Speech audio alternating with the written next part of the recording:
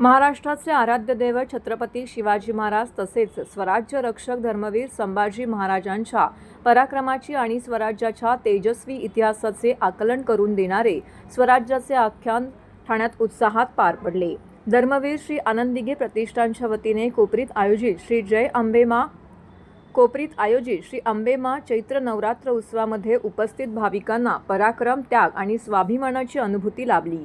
या प्रसंगी अभिनेते सिद्धार्थ बोडके यांची प्रमुख उपस्थिती होती।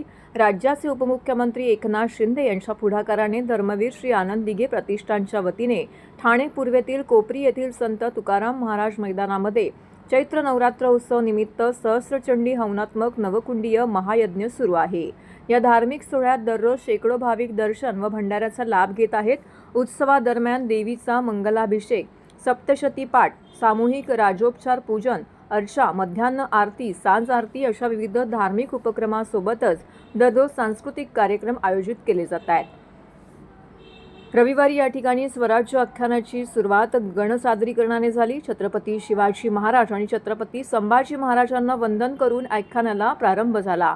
शिवकालीन कवी भूषण यांची महती विशद केल्यानंतर पोतराज आलाय भेटीला सारख्या पारंपरिक सादरीकरणांनी वातावरण शिवमय होऊन गेलं।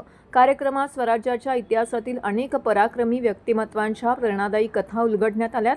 हिरोजी फर्जत, हिरोजी इदलकर, हिरकणी, सरनोबत हंबीरराव मोहिते, संताजी घोरपडे, बहरजी नाईक, धनाजी जाधव यांसारख्या शूरवीरांच्या पराक्रमाला यावेळी उजाळा देण्यात आला। तसेच छत्रपती शिवाजी महाराजांच्या राज्याभिषेकाचा प्रसंगही थरारक पद्धतीने येथे उभा करण्यात आला। यावेळी सभागृहात छत्रपतींचा जय जयकार झाला।